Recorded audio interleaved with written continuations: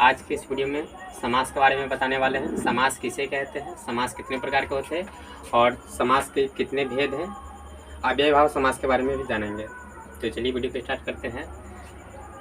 पहले देखेंगे समास किसे कहते हैं। समास का शाब्दिक अर्थ होता है संक्षेप, किंतु दो या दो से अधिक पदों के मेल को समास कहते हैं। समास के प्रकार जो होते हैं वो मुख्य रूप से चार होते हैं: अव्ययभाव समास, तत्पुरुष समास, द्वंद्व समास, बहुव्रीहि समास। और तत्पुरुष समास के जो भेद होते हैं वो दो होते हैं। एक नंबर में होता है कर्णधारय समास, दो नंबर में होता है द्विगु समास। कुल समास की जो संख्या होती है वह 6 होता है। तो अब जानेंगे अव्ययभाव समास किसे कहते हैं।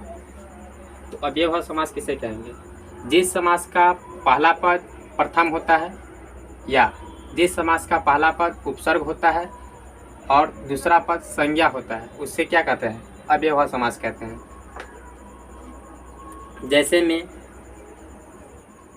उपगंगम का समास बिगड़ा क्या होगा, समास का इसका कौन सा नाम होगा, ये सब के बारे में इस वीडियो में जानेंगे। तो जैसे कि पहला है उपगंगम, तो उपगंगम का समास बिगड़ा क्या होगा? गंगाया समीपम, इसका समास का नाम क्या होगा? तो अव्ययभाव समास।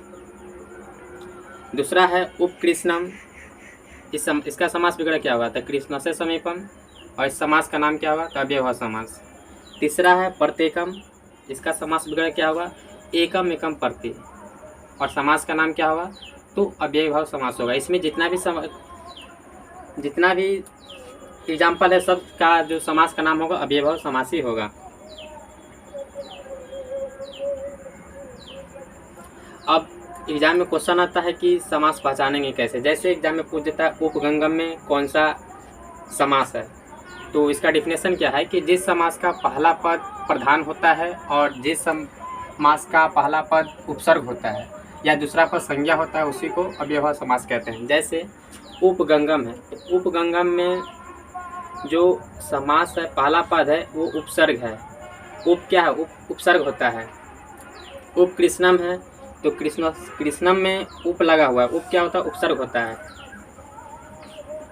तीसरा है प्रत्येकम, तो प्रत्येकम में उपसर्ग क्या है? प्रति है। जब इसका संधि विच्छेद करेंगे तो प्रति जोड़ एकम होता है, तो इसमें उपसर्ग जो होता है प्रति है। तो जिस समास का पहला पद उपसर्ग हो वो हमारा अव्ययभाव समास कहलाता है और दूसरा पद संज्ञा हो हमारा अव्ययभाव समास कहलाएगा। जैसे उपसरलम, तो उपसरलम में पहला पद उप है, उप हमारा उपसर्ग है। प्रतिदिनम है, तो पहला पद इसमें प्रति है, तो प्रति हमारा उपसर्ग होता है।